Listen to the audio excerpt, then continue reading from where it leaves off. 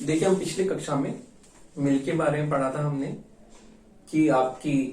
BA part third year की class में हमने पिछली कक्षा में मिल का जो उपयोगितावादी सिद्धांत पढ़ा था कि किस प्रकार मिल ने अपने उपयोगितावादी सिद्धांत में जो है पूरी तरह से उसे संशोधित करके उसे एक नए स्वरूप में प्रतिपादित किया। और आपके जो है इस क्लास में हम मिल के अन्य विचार पढ़ते हैं कि मिल ने जो है अपने विचार किस प्रकार से वो जो है अदर्स उसके व्यूज क्या क्या हैं, जैसे कि शासन व्यवस्था के बारे में, प्रतिनिधियात्मक शासन व्यवस्था के बारे में, तो उसके बारे में हम पढ़ते हैं आज। तो मिल के अन्य विचार।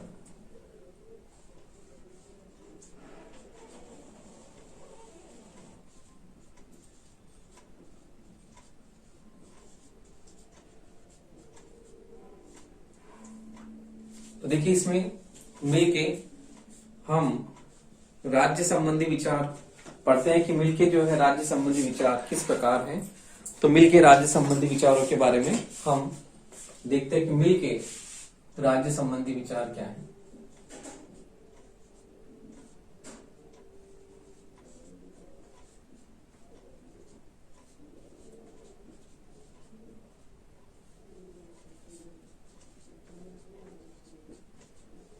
तो देखिए, मिल एक व्यक्तिवादी विचारक है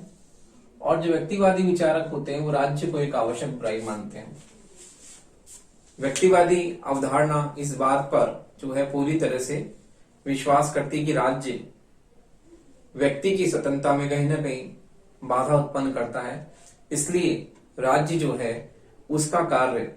बहुत ही कम से कम होना चाहिए और ना के बराबर हो तो बहुत ही अच्छा है। तो व्यक्तिवादी विचारक ये मानते हैं कि राज्य, चूंकि राज्य जो है हिंसा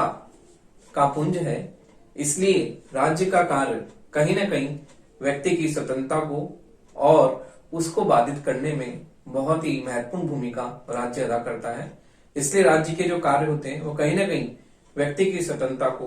बाधा पहुंचाते हैं। इस प्रकार जो व्यक्तिवादी विचारक हैं और उसमें राज्य क्या है, एक आवश्यक बुराई है, क्योंकि राज्य जो है वो होना आवश्यक है, क्योंकि व्यक्ति के विकास के लिए, व्यक्ति के व्यक्तित्व के विकास के लिए राज्य जो है बहुत ही महत्वपूर्ण संस्था है और राज्य में रहकर ही व्यक्ति अपना सर्वांगीण विकास कर सकता है। इसलिए व्यक्तिवादी जो विचारक हैं वो राज्य रूपी संस्था को बिल्कुल ही नकारते हैं और राज्य के कम से कम कार्य की बात करते हैं कि राज्य बहुत ही न्यून से न्यूनतम कार्य राज्य के होने चाहिए, क्योंकि राज्य व्यक्ति की स्वतंत्रता में बाधा उत्पन्न करता है। इसलिए मिल भी एक व्यक्तिवादी विचारक है और एक व्यक्तिवादी विचारक होने के कारण वो भी राज्य को एक आवश्यक बुराई मानता है।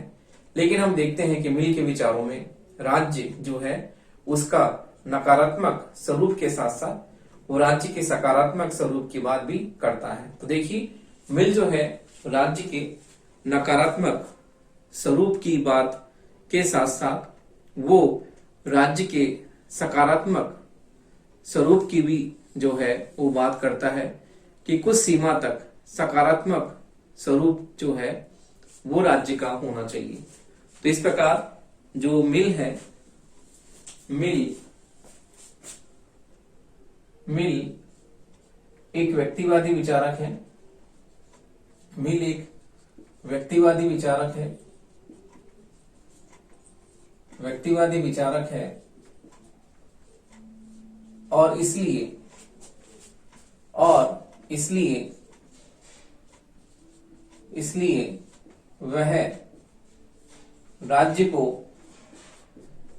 वह राज्य को एक आवश्यक बुराई मानता है। इसलिए वह राज्य को एक आवश्यक बुराई मानता है,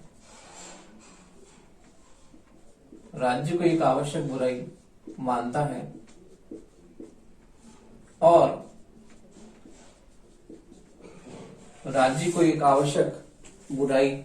मानता है और राज्य का स्वरूप भी कुछ सीमा तक जो है विधेयात्मक या सकारात्मक है। तो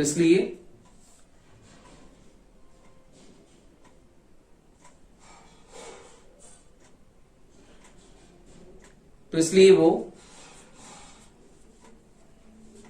कुछ सीमा तक और कुछ सीमा तक राज्य के विधेयात्मक, कुछ सीमा तक राज्य के विधेयात्मक या सकारात्मक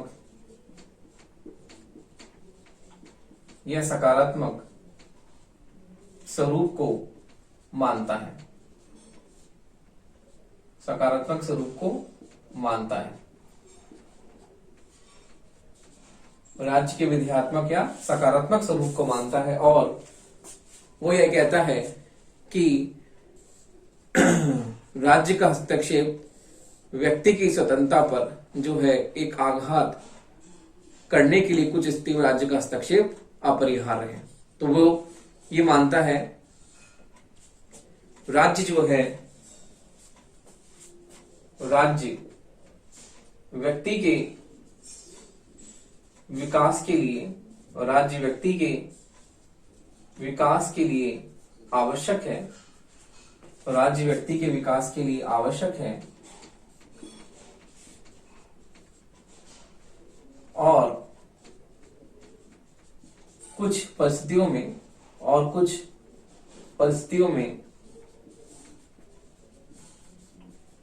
राज्य व्यक्ति के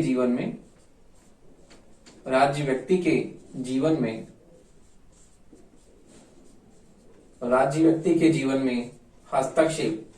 कर सकता है। राज्य व्यक्ति के जीवन में अपरिहार्य रूप से हस्तक्षेप कर सकता है, अपरिहार्य रूप से हस्तक्षेप कर सकता है। तो देखिए, इस प्रकार जो है मिल एक व्यक्तिवादी विचारक है और व्यक्तिवादी विचारक होने के कारण उसकी अवधारणा में हम व्यक्तिवादी विचारों का पूरी तरह से हमें जो है विचार देखने को मिलता है कि मिल भी व्यक्तिवादियों की तरह राज्य को एक आवश्यक बुराई मानता है, क्योंकि व्यक्तिवादियों का ये मानना है कि व्यक्ति की स्वतंत्रता जो है सबसे प्रमुख है, व्यक्ति की गरिमा, उसकी स्वतंत्रता, उसकी मर्यादा सबसे प्रमुख है और व्यक्तिवादी जो है व्यक्ति को साध्य और राज्य को साधन मानते हैं। व्यक्ति प्रमुख रूप से उनकी अवधारणा में मुखरित हमें दिखाई देता है कि वो व्यक्ति को प्रमुख रूप से जो है साध्य मानते हैं और राज्य को साधन मानते हैं, कि व्यक्ति जो है एक परम लक्ष्य है और राज्य जो है एक साधन है। इसलिए व्यक्तिवादियों की तरह भी मिल जो है वो राज्य को एक आवश्यक बुराई के रूप में देखता है कि राज्य आवश्यक संस्था है, व्यक्ति के विकास के लिए राज्य अपरिहार्य रूप से होना चाहिए, लेकिन कहीं ना कहीं जो है वो व्यक्ति की स्वतंत्रता को जो उसको सीमित करता है, क्योंकि राज्य अपने हस्तक्षेप के द्वारा कहीं ना कहीं व्यक्ति की स्वतंत्रता में बाधा या सीमा उत्पन्न करता है। इसलिए राज्य जो है वो बहुत कम से कम होना चाहिए। तो इसलिए मिल व्यक्तिवादी विचारक है और व्यक्तिवादियों की तरह भी राज्य को एक आवश्यक बुराई मानता है कि राज्य जो है होना चाहिए, लेकिन उसके साथ ही जो है वो उस पर सीमांकन आरोपित करता है कि किस प्रकार से व्यक्ति की जो मर्यादा, उसकी स्वतंत्रता वो सबसे प्रमुख है व्यक्तिवादी विचारधारा में, हम देखते हैं। और उसी तरह से मिल भी एक व्यक्तिवादी विचारक होने के कारण राज्य को आवश्यक बुराई के रूप में देखता है कि राज्य आवश्यक संस्था है, लेकिन इसके साथ साथ व्यक्ति की स्वतंत्रता जो है बहुत ही सर्वप्रमुख है। इसलिए मिल भी ये कहता है कि राज्य व्यक्ति के विकास के लिए आवश्यक है और कुछ परिस्थितियों में जो राज्य है व्यक्ति के जीवन में आवश्यक रूप से हस्तक्षेप कर सकता है। अनिवार्य रूप से हस्तक्षेप करना जो है राज्य का प्रमुख कर्तव्य है कि राज्य व्यक्ति के जीवन में, उसके विकास में जो भी रुकावटें आती हैं उसके विकास के लिए, व्यक्ति के विकास के लिए राज्य आवश्यक है और कुछ परिस्थितियों में राज्य व्यक्ति के जीवन में अनिवार्य रूप से हस्तक्षेप कर सकता है। तो इस प्रकार से राज्य के हस्तक्षेप की बात जो है मिल स्वीकार करता है, लेकिन बहुत ही जो है उस पर मर्यादा लगाता है कि बहुत विशेष परिस्थितियों में ही राज्य ऐसा कर सकता है कि व्यक्ति के विकास में कहीं ना कहीं कोई भी रुकावट आती है, कोई ना कोई उसके मार्ग में कई तरह की बाधाएं आती है, तो उसमें जो है राज्य उसके विकास के लिए इस तरह का कदम उठा सकता है और अनिवार्य रूप से हस्तक्षेप कर सकता है। तो इस प्रकार से मिल के चिंतन में हम देखते हैं कि मिल जो है शासन का ध्येय व्यक्ति का विकास मानता है और इसलिए जो है राज्य को इस प्रकार जो है कार्य करने होते हैं। तो देखिए इस प्रकार मिल जो है शासन का ध्येय व्यक्ति का विकास मानता है और इस प्रकार समाज के आर्थिक जीवन में राज्य के हस्तक्षेप करने के अधिकार को वो मानता है। तो देखिए मिल शासन का ध्येय, मिल शासन का ध्येय, शासन का ध्येय व्यक्ति के विकास को मानता है, शासन का ध्येय व्यक्ति के व्यक्तित्व के विकास को मानता है, व्यक्ति के व्यक्तित्व के विकास को मानता है, विकास को मानता है और विकास को मानता है और इस प्रकार वह एक सीमा तक, इस प्रकार वह एक सीमा तक समाज के आर्थिक जीवन में राज्य के हस्तक्षेप करने के अधिकार को मानता है। इस प्रकार वह एक, इस प्रकार वह समाज के आर्थिक जीवन, इस प्रकार वह समाज के आर्थिक जीवन, समाज के आर्थिक जीवन में राज्य के, समाज के आर्थिक जीवन में राज्य के हस्तक्षेप, राज्य के हस्तक्षेप करने के अधिकार को मानता है, हस्तक्षेप करने के अधिकार को मानता है।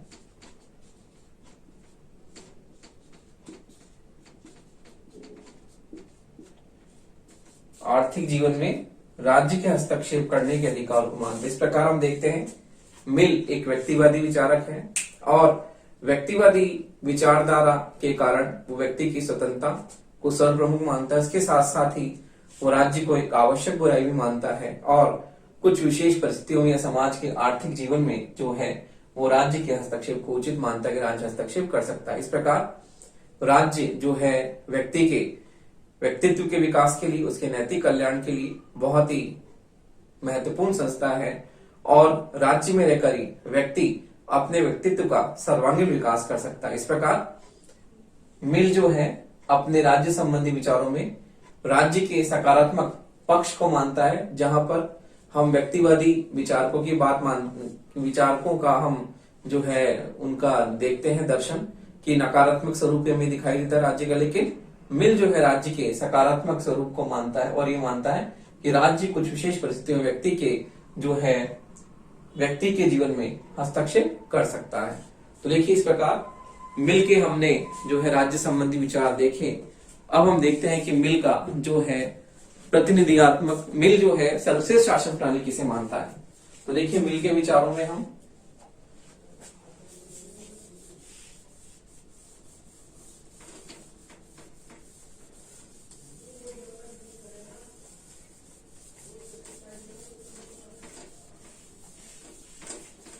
तो देखिए मिल के अनुसार जो है सर्वश्रेष्ठ शासन व्यवस्था कौन सी है उसके बारे में हम चर्चा करते हैं कि मिल सबसे अच्छी शासन व्यवस्था किसे मानता है।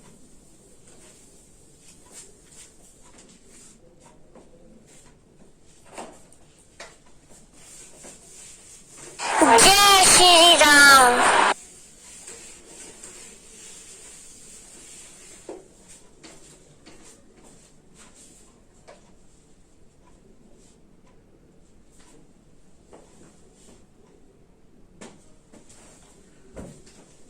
तो देखिए मिल के अनुसार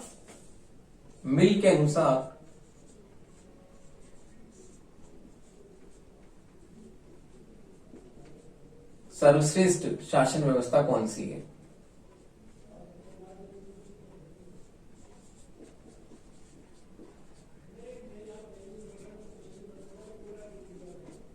तो देखिए मिल के अनुसार सबसे अच्छी शासन व्यवस्था कौन सी है, इस बारे में हम देखते हैं कि मिल सबसे अच्छी शासन व्यवस्था किसे मानता है। तो देखिए मिल के अनुसार हम देखते हैं कि मिल की विचारधारा जो है बहुत ही परंपरागत धारणा से अलग है और मिल ने जो है अपनी पुस्तक ऑन लिबर्टी में ये बताया है कि शासन का मुख्य ध्येय व्यक्ति के व्यक्तित्व का विकास करना है और वही सरकार और वही शासन व्यवस्था सबसे सर्वश्रेष्ठ है जिसमें व्यक्ति का सर्वांगीण विकास होता है। तो मिल इस प्रकार व्यक्ति के व्यक्तित्व के विकास को शासन व्यवस्था का मुख्य ध्येय मानता है और ये कहता है कि वही शासन व्यवस्था सबसे अच्छी है जिसमें व्यक्ति का जो है सर्वांगीण विकास होता है या व्यक्ति के व्यक्तित्व का उसमें पूरी तरह से विकास सन्निहित होता है। तो इस प्रकार मिल उसी शासन व्यवस्था को श्रेष्ठ मानता है जिसमें व्यक्ति का जो है व्यक्ति अपनी क्षमताओं का विकास कर सकता है। तो हम देखते हैं कि मिल जो है लोकतंत्र को ही सर्वश्रेष्ठ शासन व्यवस्था मानता है और मिल के अनुसार मिल लोकतंत्र को ही सर्वश्रेष्ठ शासन व्यवस्था मानता है। सर्वश्रेष्ठ शासन व्यवस्था मानता है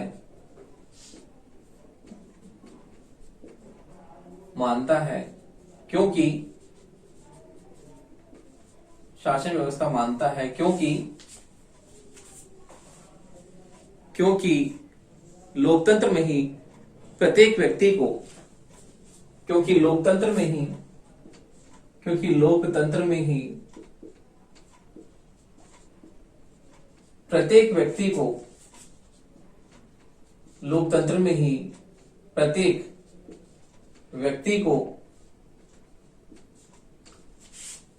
में ही प्रत्येक व्यक्ति को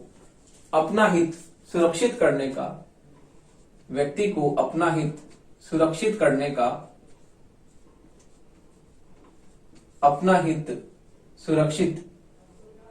का अवसर मिलता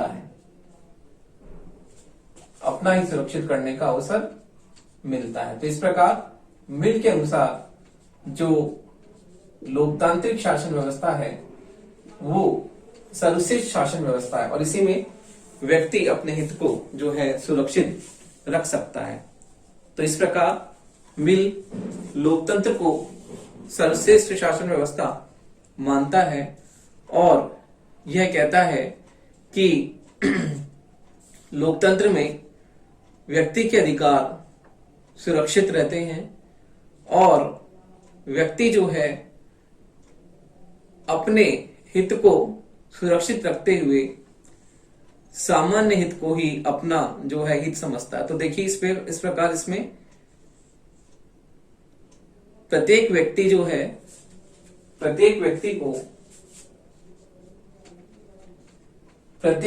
के अधिकार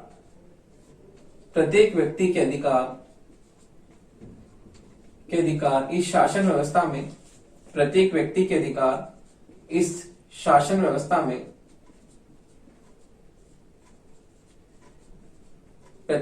के अधिकार इस शासन व्यवस्था में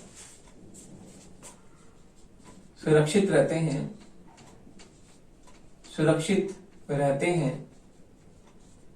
और राज्य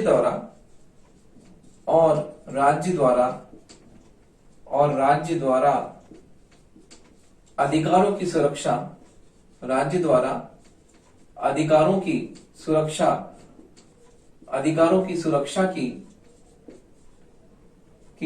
की गारंटी प्राप्त कर व्यक्ति सामान्य हित में ही अपना हित समझता है। सामान्य हित में ही अपना हित समझता है। तो इस प्रकार से मिल जो है लोकतांत्रिक शासन व्यवस्था को सभी शासन व्यवस्था में सर्वश्रेष्ठ मानता है, क्योंकि मिल के अनुसार जो लोकतंत्र है उस लोकतंत्र में प्रत्येक व्यक्ति को अपना हित सुरक्षित करने का अवसर मिलता है, कि प्रत्येक व्यक्ति अपने हित को जो है सुरक्षित महसूस करता है और प्रत्येक व्यक्ति के अधिकार इस शासन व्यवस्था में सुरक्षित रहते हैं। राज्य अधिकारों की व्यक्ति को जो है गारंटी प्रदान करता है सुरक्षा देने की, कि राज्य का ये परम कर्तव्य है कि व्यक्ति के अधिकारों की सुरक्षा जो है वो करे। तो इस प्रकार व्यक्ति को राज्य द्वारा अधिकारों की सुरक्षा की गारंटी प्रदान की जाती है और व्यक्ति सामान्य हित में ही अपना ही समझता है, और इस प्रकार व्यक्ति जो है अपने हित से ऊपर उठकर व्यक्ति समाज कल्याण के बारे में सोचता है, व्यक्ति सामान्य हित के बारे में सोचता है, व्यक्ति सार्वजनिक हित के बारे में सोचता है, और वो जो है सामाजिक हित और सामान्य हित के बारे में सोचकर वो समाज कल्याण के लिए जो है तत्पर होता है। तो इस प्रकार मिल के अनुसार लोकतांत्रिक शासन व्यवस्था सबसे अच्छी शासन व्यवस्था है, क्योंकि इसी में ही व्यक्ति को जो है अपने हित की सुरक्षा प्राप्त होती है, अपने अधिकारों की सुरक्षा प्राप्त होती है, और व्यक्ति सामान्य हित में ही अपने हित को समझता है। तो इस प्रकार मिल का हम देखते हैं कि सभी शासन व्यवस्था में वो लोकतंत्र को ही सर्वश्रेष्ठ शासन व्यवस्था मानता है, और मिल के जो है प्रतिनिधियात्मक शासन पर क्या विचार है उसके बारे में हम देखते हैं कि मिल के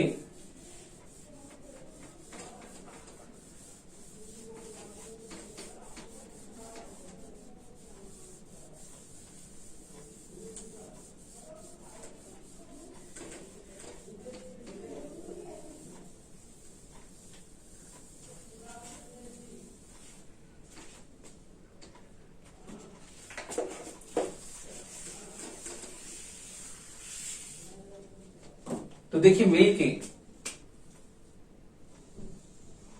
प्रतिनिधियात्मक शासन पर विचार, मिल के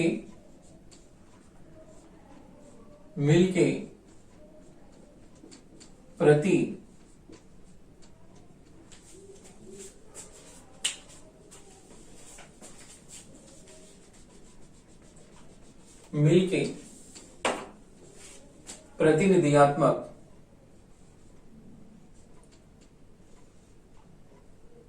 मिल के प्रतिनिधियात्मक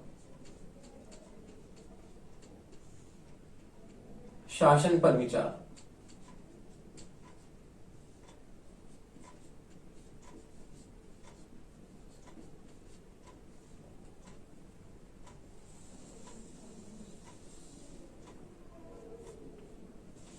तो देखिए मिल ने प्रतिनिधियात्मक शासन पर अपने विचार प्रतिपादित किए और उसने ये कहा कि सच्चा लोकतंत्र वही है जिसमें नागरिक जो है प्रत्यक्ष रूप से भाग ले। तो देखिए मिल का ये मानना है कि सच्चा लोकतंत्र वही है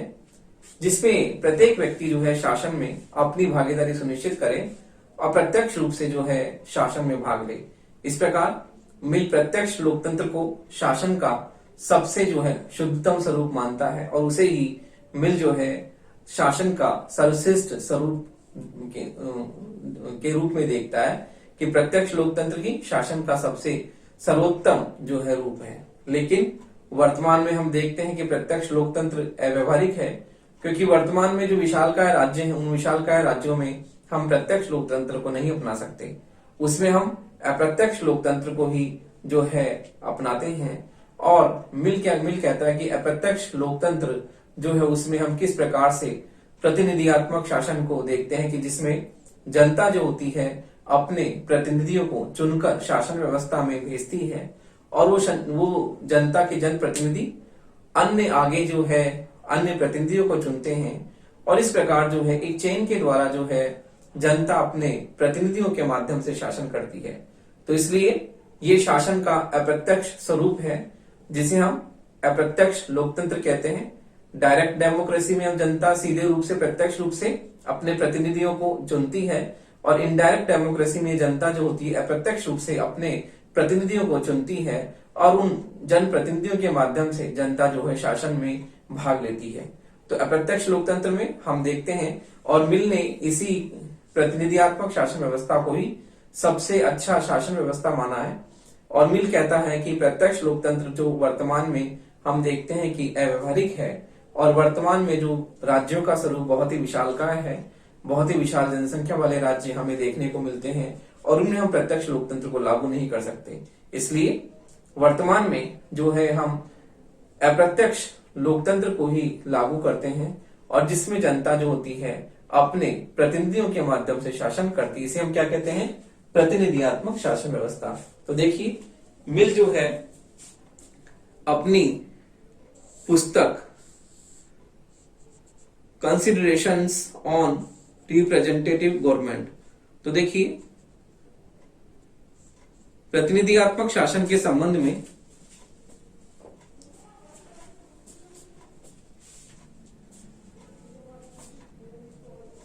प्रतिनिधियात्मक शासन के संबंध में प्रतिनिधियात्मक शासन के संबंध में मिल ने अपनी पुस्तक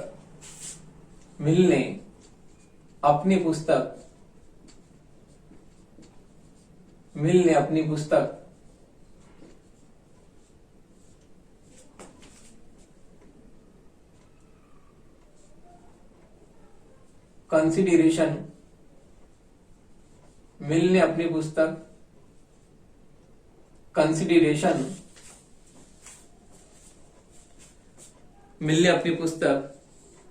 considerations on representative government, considerations on representative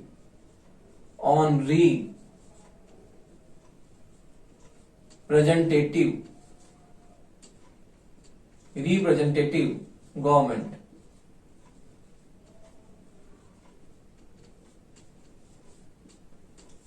considerations on representative government।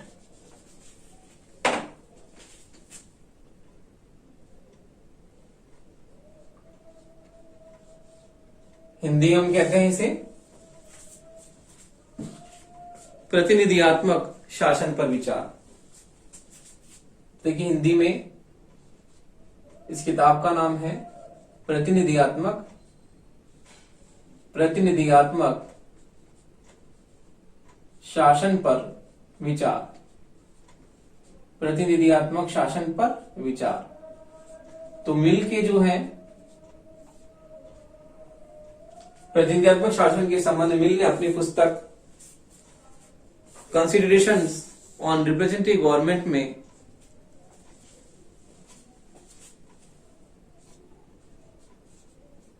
अपने विचार व्यक्त किए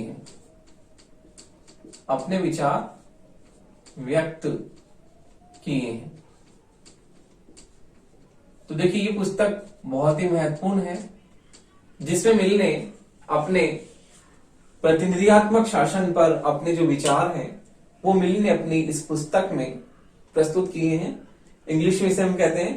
considerations on representative government, Hindi में इसका नाम है प्रतिनिधियात्मक शासन पर विचार। तो मिल ने इस पुस्तक में अपने प्रतिनिधियात्मक शासन पर जो विचार प्रस्तुत किए हैं वो हम देखते हैं कि मिल अपनी पुस्तक में इस प्रतिनिधियात्मक शासन व्यवस्था पर उसने अपने प्रमुख रूप से विचार व्यक्त किए हैं। तो इस प्रकार हम देखते हैं कि प्रतिनिधियात्मक शासन का समर्थन करते हुए जो है उसने इसे एक सर्वश्रेष्ठ शासन व्यवस्था माना है और इसकी कमियों की वह से परिचित था, लेकिन इसकी कमियों से परिचित होने के बावजूद भी मिल ने जो है इसे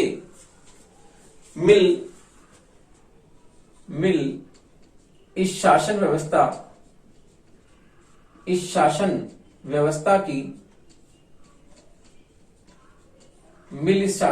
की कमियों या दोषों से परिचित था या दोषों से परिचित था, लेकिन फिर भी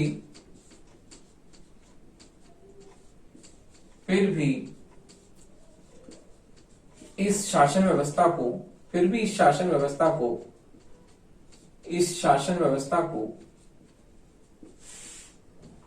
वह सर्वश्रेष्ठ इस शासन व्यवस्था को वह सर्वश्रेष्ठ मानता है। तो मिल को मालूम था कि प्रतिनिधियात्मक शासन व्यवस्था के क्या दोष हैं, लेकिन उसके बावजूद भी वो जो है इस शासन व्यवस्था को सबसे महत्वपूर्ण शासन व्यवस्था मानता है। देखिए, मिल ने प्रतिनिधियात्मक शासन व्यवस्था को जो है सबसे अच्छी शासन व्यवस्था के रूप में देखा और इसकी कमियों के बावजूद भी वो इस शासन व्यवस्था को सबसे अच्छी शासन व्यवस्था मानता है। उसके मत में प्रजातंत्र में दक्षता का समन्वय हम देखते हैं कि प्रजातंत्र में जो है प्रशासनिक दक्षता हमें देखने को मिलती है। तो मिल प्रजातंत्र, देखिए मिल ने प्रजातंत्र और दक्षता का समन्वय माना है कि प्रजातंत्र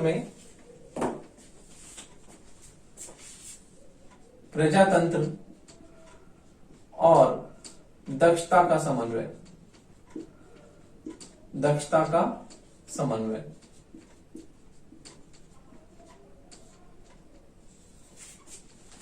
मिल का मानना है कि लोकतंत्र में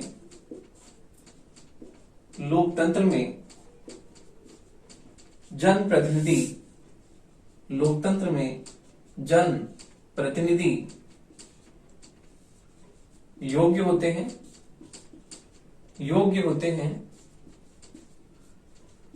और योग्यता के आधार पर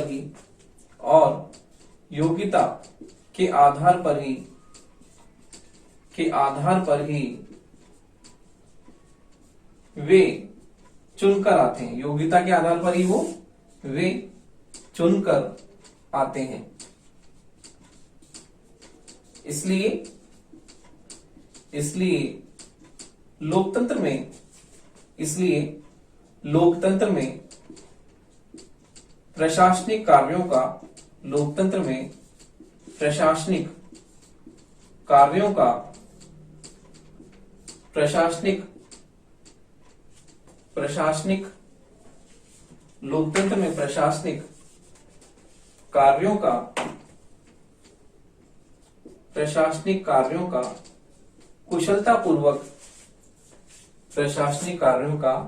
कुशलतापूर्वक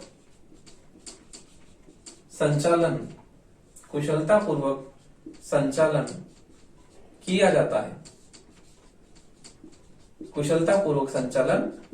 जाता है। तो देखिए, मिल का यह मानना है कि लोकतंत्र में जनप्रतिनिधि योग्य होते हैं और योग्यता के आधार पर ही वो क्या होते हैं, अपने अपने क्षेत्र से चुनकर आते हैं और चुनकर आने पर हम देखते हैं कि किस प्रकार से जो है एक राजनीतिक दल से वो संबंधित होते हैं और किस प्रकार समाज के लिए नीति निर्धारण करना और कानूनों को बनाना जो है उनका महत्वपूर्ण कार्य होता है। और जनप्रतिनिधियों के हम देखते हैं कि जनप्रतिनिधि जो होते हैं किस प्रकार से जो प्रशासन में जो कर्मचारी भी होते हैं, क्योंकि जनप्रतिनिधि योग्य होते हैं तो प्रशासनिक कार्यों को करने के लिए जो कर्मचारी जो स्टाफ होता है वो भी जो है बहुत ही कुशल होता है। और इस प्रकार हम देखते हैं कि इस शासन व्यवस्था में योग्य प्रतिनिधि चुनकर आते हैं और वो प्रशासनिक कार्यों को कुशलतापूर्वक इस प्रकार से उनका संचालन करते हैं। तो इस प्रकार मिल जो है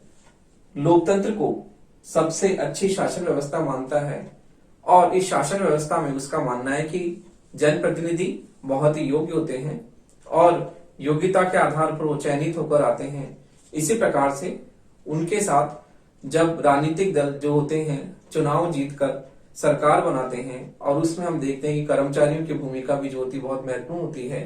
क्योंकि स्टाफ को भी जो होते हैं वो कुशल स्टाफ को ही उनको चयन करते हैं। तो इस प्रकार से हम देखते हैं कि लोकतंत्र में योग्य जनप्रतिनिधि चुनकर आते हैं और योग्यता से चुनकर आने पर वो प्रशासनिक कार्यों का जो है बहुत ही कुशलता पूर्वक जो है संचालन करते हैं।